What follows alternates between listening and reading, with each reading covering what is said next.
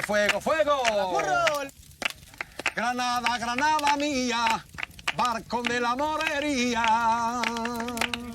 Ya están aquí, los gitanicos del Arbecí. Ya están aquí, los calocillos del Arbecí. ¡Burro!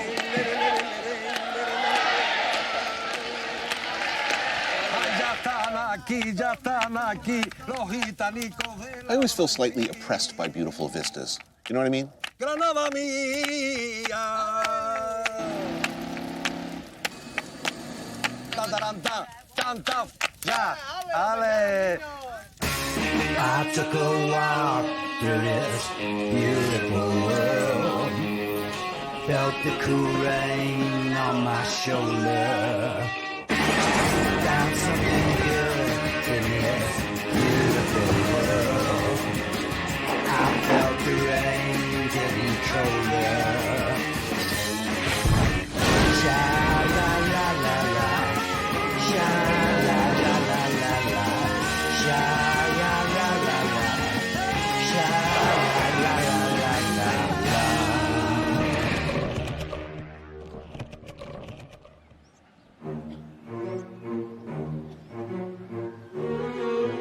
The storybook kingdom of Granada. One of the oldest, most complex, magically surreal places in Spain, and one of the most beautiful. Granada is tucked against the Sierra Nevada mountains of Andalucia in southern Spain. It's not like Barcelona. It's not like San Sebastian. It ain't Madrid. Any reasonable sentient person who looks at Spain, comes to Spain, eats in Spain, drinks in Spain, they're going to fall in love. Otherwise, there's something deeply wrong with you.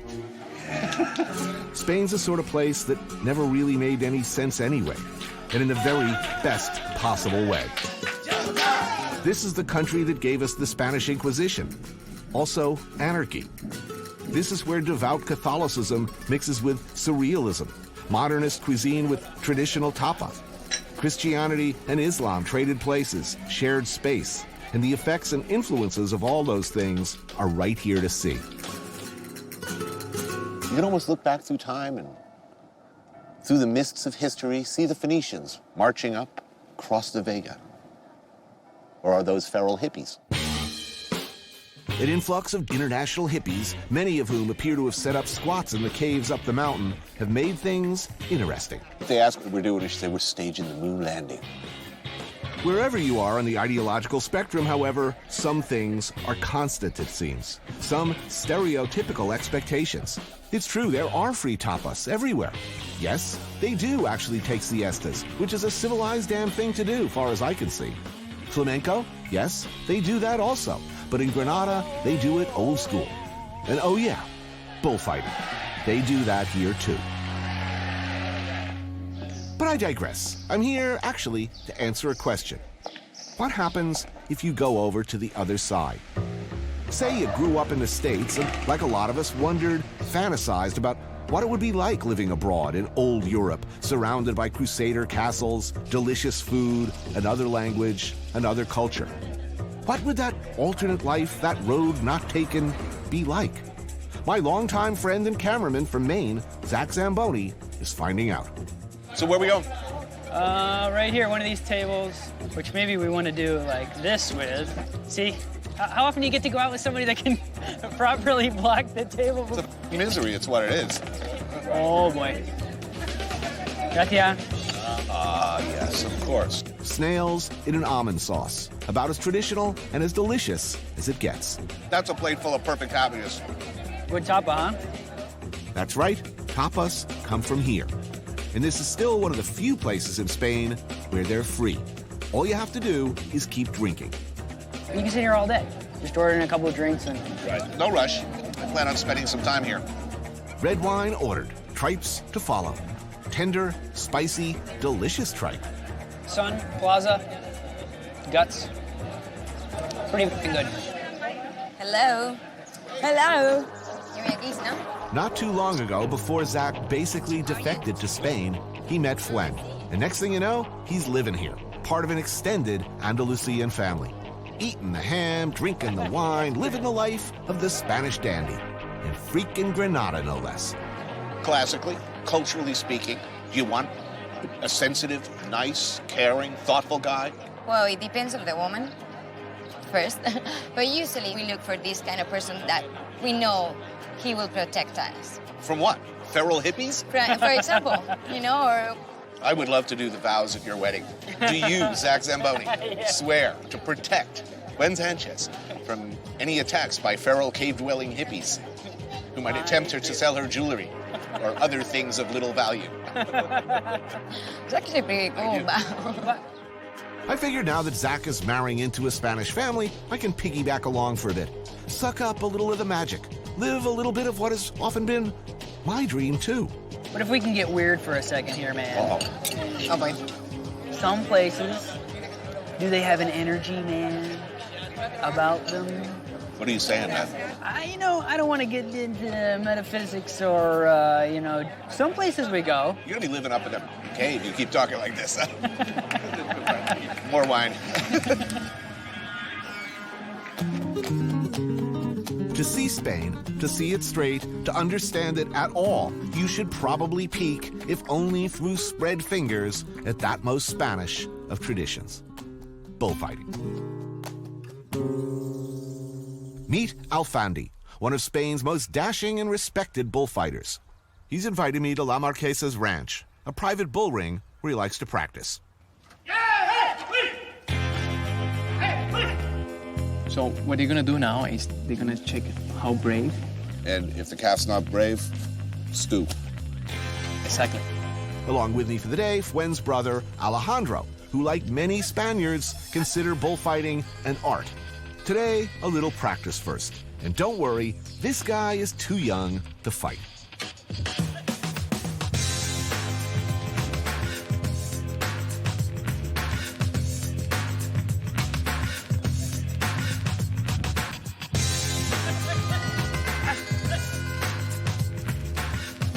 So this is the red cave, this is the most important cave, where they make all the art, all the poetry.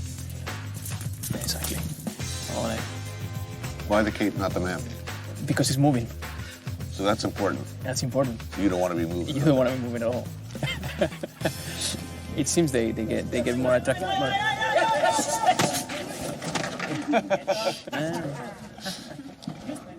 This guy clearly has spirit. Right away, he tries to take a poke at Zach's femoral artery. Promising. Venga, now's your time. I don't think so. Sure. Now's your time. You and him. He's gonna teach you. Yeah? Sure. No one likes to look like a pussy on TV. So when Alfandi jokingly suggests I join him in the ring to wave a pink cape at an aggressive young bull who just moments ago charged my cameraman, I said what any idiot would say. See? It all starts well enough. Hey, this is fun. This is easy. Ooh. Until I get a horn hooked right up next to my nutsack. Then it's not so fun. Thanks, guys. Oh, man. This youngster shall live, perhaps to gore future TV hosts with his mighty horns.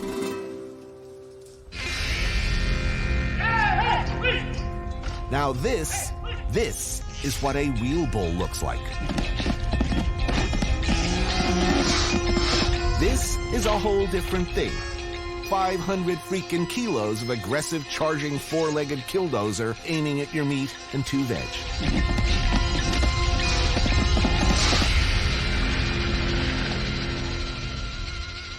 That's a lot of muscle. That's a lot of muscle. That's a big bull.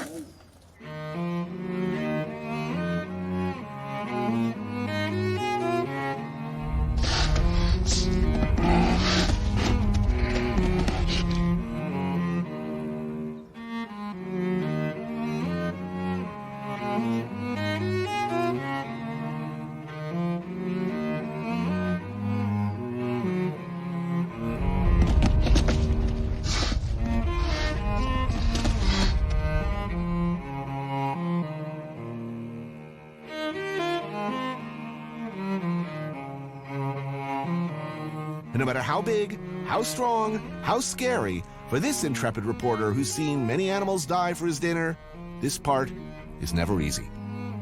So as you see, he puts the cape lower So the bull brings the face forward, showing the neck. That's it. Go one. That was really good. And yeah, that's it. Hey, it's time for stew. Bull stew. Our friend went to a better place after all. Like a big pot where he simmered slowly for hours with local herbs, onions, and potatoes. Nothing like a roaring fire and a spread of Iberico ham, homemade chorizo, Spanish cheeses, bread, and good olive oil to take the sting out of a near genital mutilation. Nice. Looks good, eh? No es mal sitio para venir, ¿eh? It's not a bad place to come, right? No.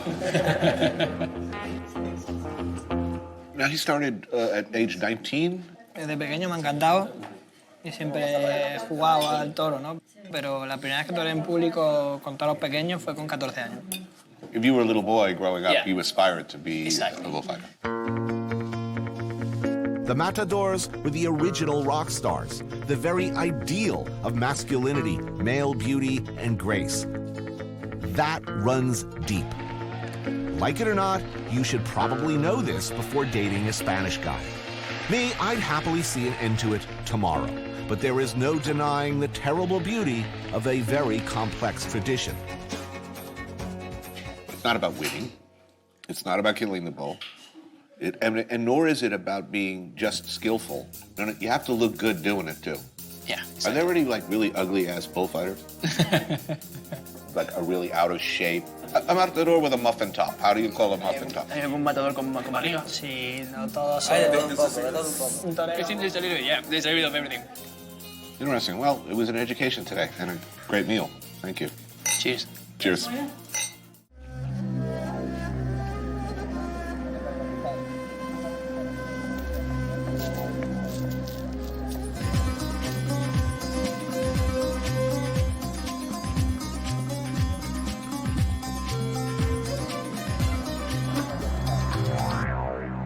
Holy Week, or Semana Santa as it's called, observed all over southern Spain with a seriousness and a fervor you might not see elsewhere.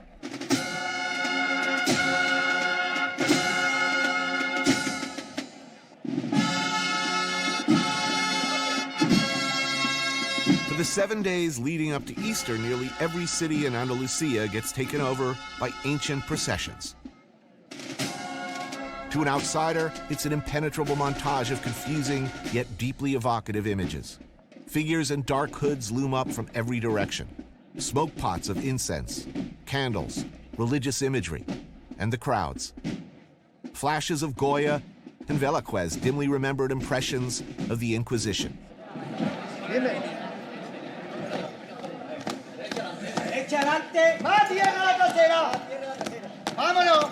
Okay, watch this. These guys got to get their painstakingly crafted, massively sized, and incredibly heavy and cumbersome float through the door, down the steps, and out into the street. But the women who escort the Virgin, they wear candles to light the whole way to the cathedral. Pedro is another of Fuen's brothers, the youngest, and when not working for an IT company in Ireland, he does this. He carries crushingly heavy religious floats. They're called castelleros, and they devote months of training to this. Man, that thing's huge. Yeah, they're moving, it's huge. And this is very heavy throne. The Virgin float, about 3,500 pounds total, and precise dimensions that have to make it through the door just so. The bearers have to kneel, crawl along with it on their backs to get it through the door.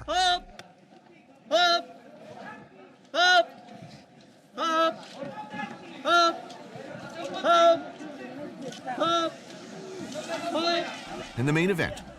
Ready, set, up.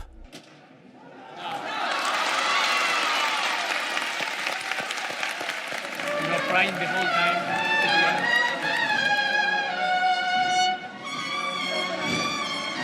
The music.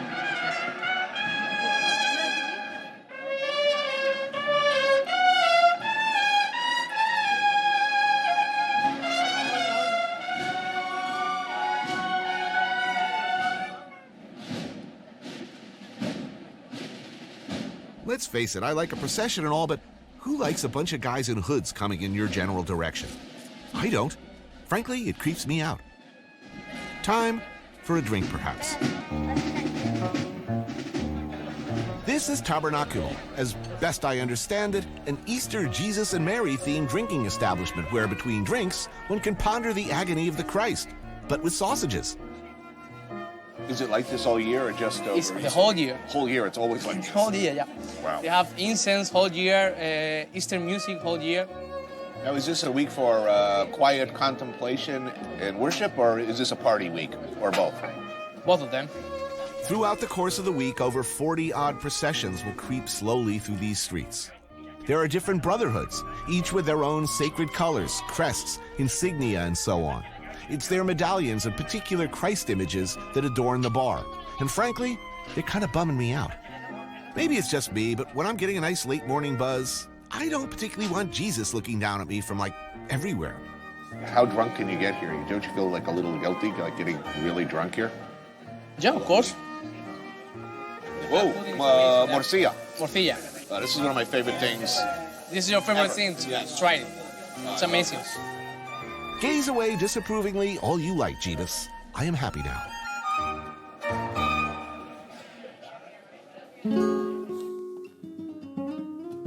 Overlooking Granada, the hillside of Sacromonte is riddled with caves, many of them older than anyone even remembers. Spanish gypsies, or gitanos, have lived here in caves turned homes like this for hundreds of years.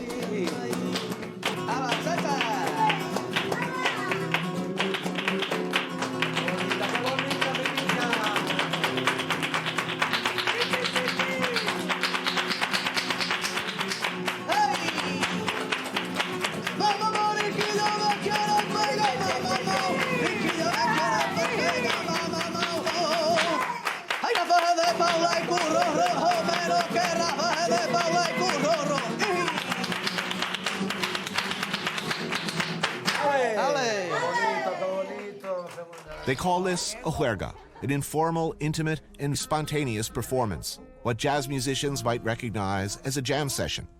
This is it, Granada. The only place in the world where you get to see real flamenco in a cave. Alicia, like just about everyone in Granada, is an aficionado. Dale, esa guitarra buena granadina.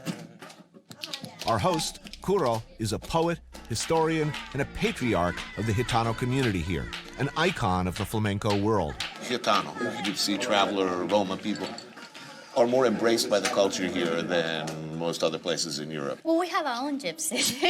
Those are ours. Yeah, well, I can tell you 3 things that we do here. We do flamenco, we do tapas, and we do siesta. Which You do them well. yeah, we know how to live, don't we? Yeah. Ay,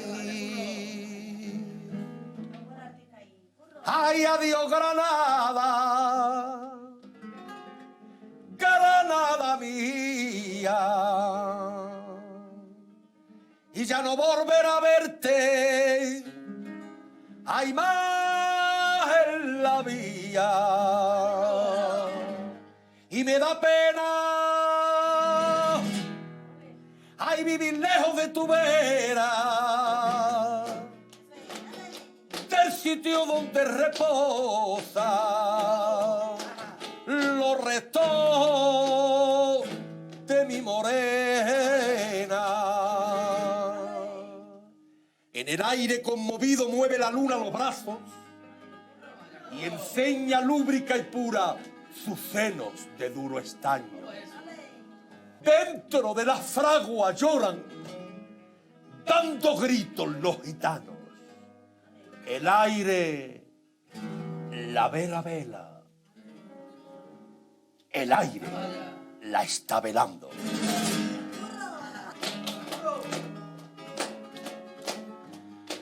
Y como quiere, gitana, que te quiera.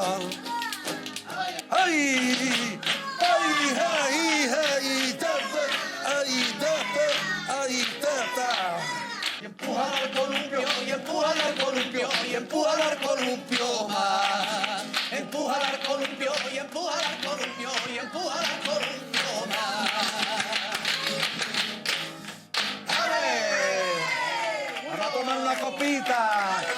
copita que hay 100 años para vivir, para dormir, para follar, para todo. Temperamento puro, son la sangre que nos hierve a los gitanos, ¿has visto cómo es? Tiene 16 años, me joder, nada.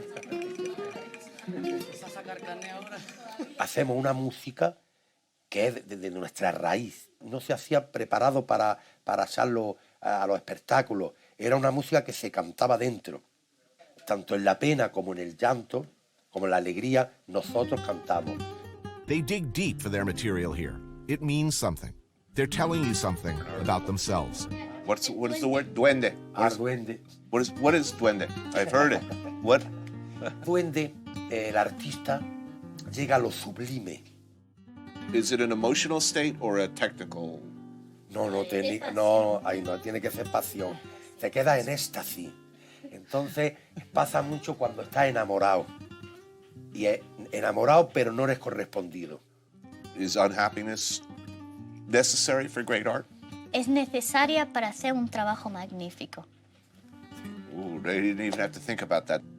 Tienes que sufrir en ese momento. Luego también sale muy bien cuando estás agustico. And then you perform very well after a couple of this. Right. I may not have duende, but I have Valentine's. Viene el duende cachondo. Es un duende más cachondo. Cachondo. I know that expression. Wait a minute. Ew.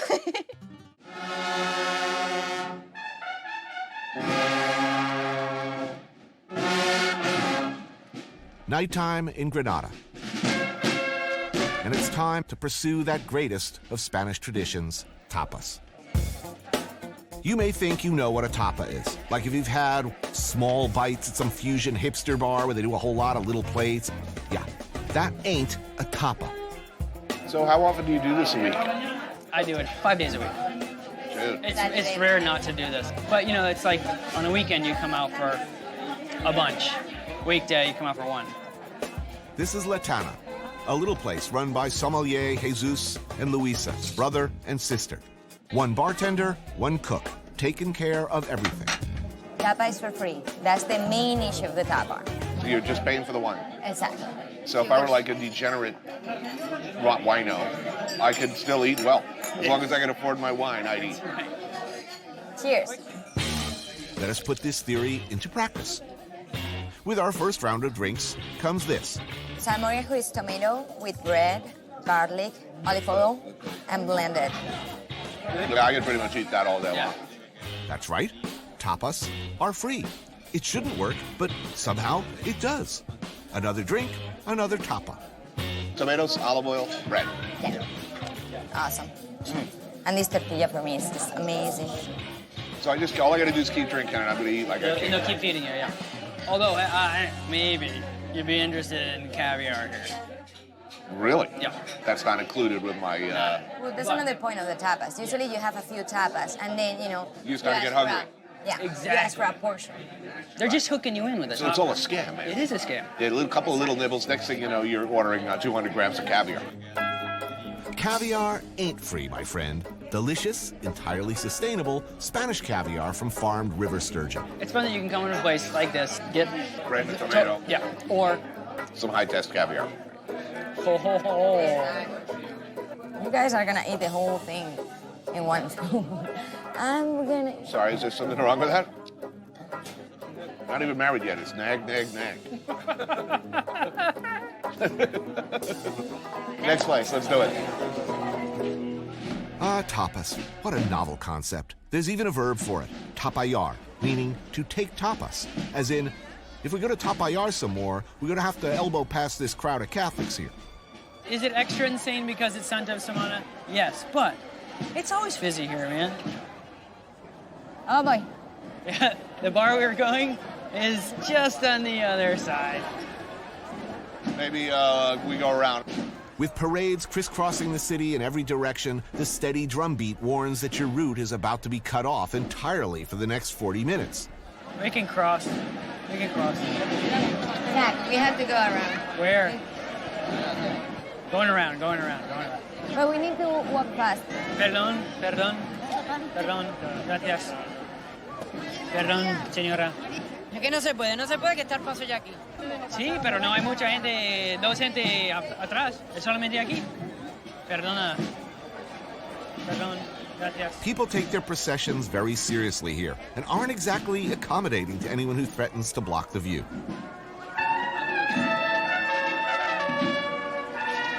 That was amazing. Right? Really cool. See, tell me there's not some duende in that music. Come on. It is some duende in that music. There's some duende. Finally, bar number 2. Oliver. This place is always packed. Beer, please. And with it comes a delightful tapa of mussels steamed in butter and olive oil. Well, that's awesome. Look at that. That's a great tapa. Come on. This is what's different. Right. People come in here and they will eat like this, perfectly happy, perfectly content to forgo the table, come out here and stand around and eat like this. Fuen's glass of wine comes with fried eggplant and honey, which sounds to me like it's Moorish in origin. More wine accompanied by these delicious little clams. Oh, yeah. In the main event, Oh. Now we are talking, yes. these langoustines, however, are not tapas and consequently not free, but worth it at any price. That's so totally awesome. Oh, we did good work here. Anything else, Tony? Should we go on? Now let's move on. All right. Let's move on. As this death march of tapas continues, things start to get a little weird. This is the story of my life. He doesn't do this at home, does he? No, thank God. So now I understand what you feel. Well, Yes. Every Good. day. Finally. A little empathy. I do like the increasingly meta aspect of this show. I should really be live streaming. Now it can really be interesting. Finally, Bar Gallardo, just making it before closing. Now let's be honest, we've had a lot to eat and drink at this point. Some restraint needs to be shown. Little fried fishies? You don't want Dude, if you want to Pretty eat okay, fried fish. little ones. Little ones. Then we're done. And cheese. But instead, 3 more beers, 3 more tapas. Cheese, bocarones, little fried smelts, and chuletitas, baby lamb chops. these are super good. These are super good. See, I'm uncomfortable. The idea of something for nothing. Right. It's not something for nothing. It's It's all. $3 for a glass of wine. It's something for nothing. Yeah, but if somebody can get the math right in the U.S., this will take off. No, never. Really? We will never have tapas culture in America. Ever. Really? Ever. You're looking to change the entire day from the minute you get up in the morning in America, nap in the afternoon. Are you out of your mind? I want to be able to go down, walk to my bar. I want to have a little beer. Yeah, I want a golden unicorn that shits money. Both of those scenarios are equally likely. Every storybook kingdom needs a castle.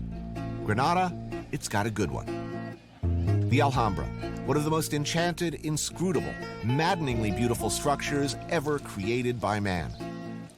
Built on top of 9th century fortifications by the Nasrid dynasty and added to as history unfolded through wars and tragedy and invasion and conquest. On the outside, it's very bare. All you see is these tiny windows. Right. And it's projecting impenetrability. But then you come in here. Zach is gone, well, let's call it what it is. A bit mad about the place. The details, and there are a lot of them, can obsess a man. Plus, he's a cinematographer, so you can understand, once you start to really look around, how that might get a grip on a guy whose profession is the intricate play between light and darkness. My theory is that they're trying to weave nature, calligraphy, symbols. These are all inscriptions within here. Inscriptions turned into graphics. You know. Right, because in Islamic art, you're not to depict works of God. Yes, but what you can depict, and this is what this entire place is geometric systems. Yes.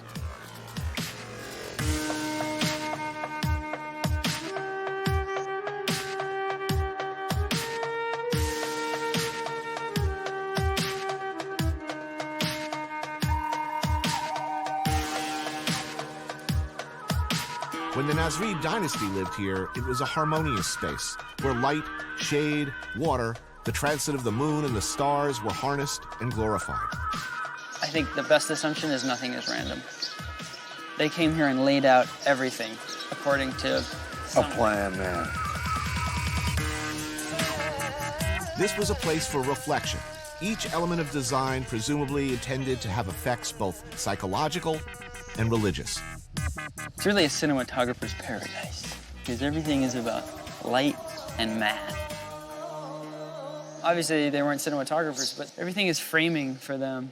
How long did it take them to build this? Hundreds of years. That's why it takes so long for you to get the shot. Oh, snap. In the builders' time, engineers, astronomers, mathematicians were like priests, magicians, possessors of divine knowledge of how the universe worked. Did they want to contemplate nature, or did they want to conquer it and control it? I mean, they were certainly trying to emulate it. You know, all their mathematics were really trying to find out how nature worked, particularly square roots and the repetition of pattern. They saw mathematical patterns in the sky and on Earth, the way water moved and rippled, the way things grew, a simple pine cone, a fern, a pomegranate. And they thought about the basic truths these things might represent.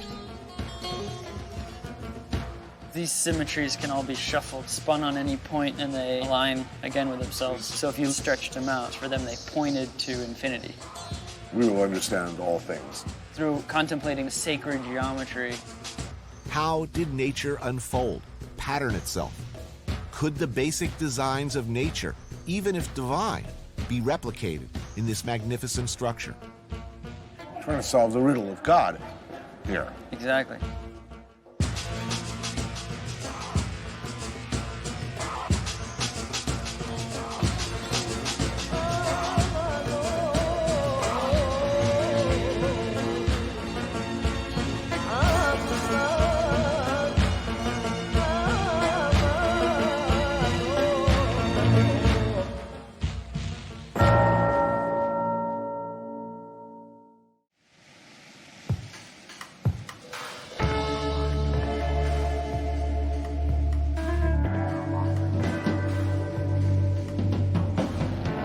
Hour's drive from Granada, the Mediterranean. Unlike much of Spain's coastline ruined by real estate speculators and overdevelopment, the coast around here in Almeria is largely unspoiled. I'm on my way to a moraga, a tradition in these parts, best described as the local version of a beach barbecue.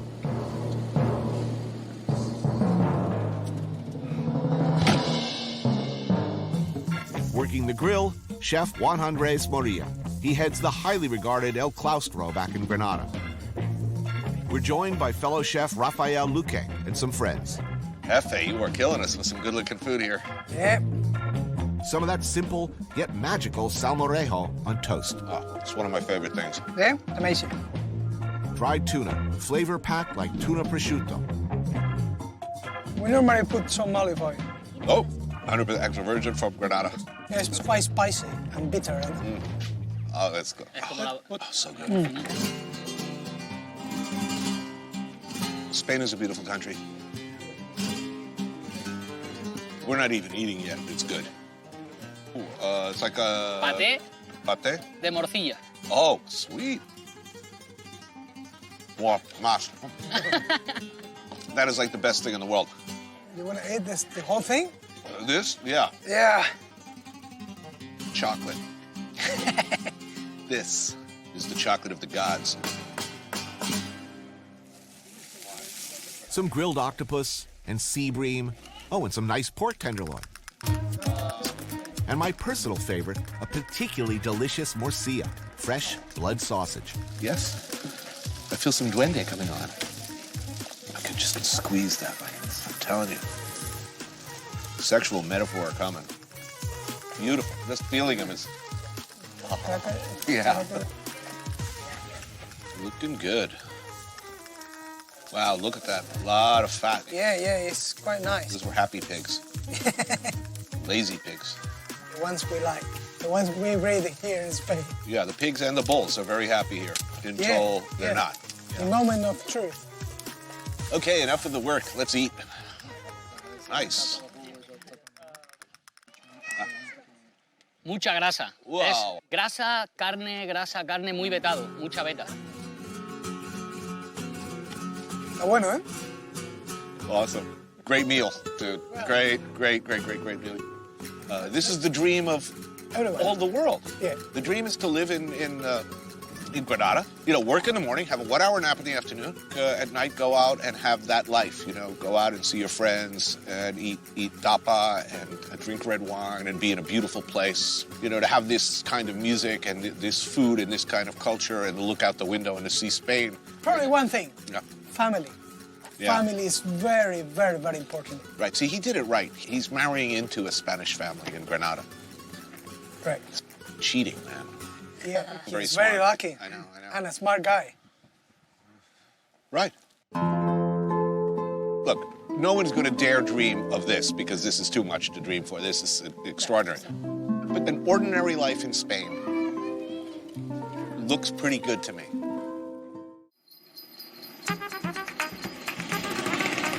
The new swinging Zamboni lifestyle.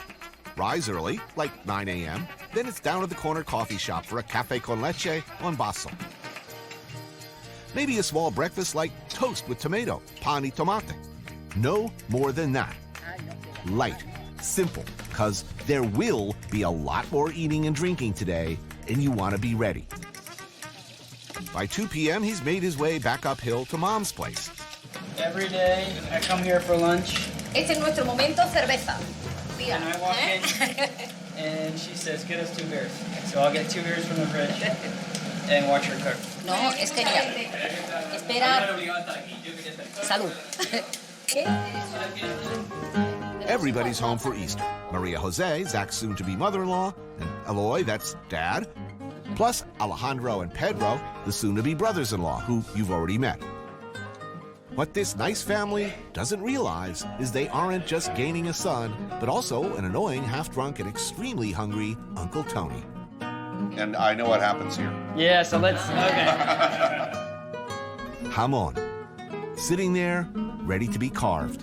En España hay un refrán que dice que las buenas inyecciones son chorizo y jamones. But you know that Zach had to prove us that he was able to cut the ham before he proposed to my sister. I think that's a completely reasonable policy. Eventually, the appropriate hour for lunch approaches. So, not to embarrass you publicly, but the Maine is not exactly the Mediterranean of America. Let's put it that way. How is he adapting to the Spanish lifestyle? I mean, let's face it, he's a Maine He's more boy. Spanish than me. Really? Yeah. At the beginning, the first week, he was like, oh, I don't understand how you guys can take siesta. Week after, I need a siesta. It's interesting to see how you made the transition. Cheers. Cheers. Esto es un remojón granaíno. Se toma en Semana Santa, sobre todo en Granada. First up, this. Bacalao salad. Salt cod, egg, black olives, oranges, tomatoes, dressed in olive oil. Remember, this is Holy Week. Maria Jose is preparing recipes that go back through the family so far that nobody knows exactly where they even came from. Migas, another iconic dish of Andalucia. Informally referred to as the shepherd's lunch, as the story goes, born as a way to use old hard bread and combine all the week's leftovers. I'm told that every household in Spain has a variation. What changes is what you put on it. Today, it's sardines, cod, chorizo, melon, and peppers. Oh man, that's a lot of good stuff in one bowl. Yeah. So how often do you eat this well? Every lunch is like this. Every lunch Every in your day life. that I'm here. But lunch is Big. big lunch. Siesta, seguro. Luego siesta. But you can't, I used to try to resist siesta, and you can't do it here. Society will not accept you not taking a siesta. But that's the flow of life here. That sort of begs the question then. While I'm busy hating you for your life, how often are you getting drunk a day? Twice. 1.5. I don't get drunk any ¿Cuántas day. veces estoy borracho? No. No, es normal. Él no se emborracha. That is so Spanish, by the way. To be like, everybody have a very distinct opinion and it'd be completely different. It's like, Es this is a típico. fact. And someone would go and say, well, Yeah, whatever. we actually. It is American. When my time comes, I pretty much want to die at a table like this. No explica esto. Good work, Zamboni. Good work.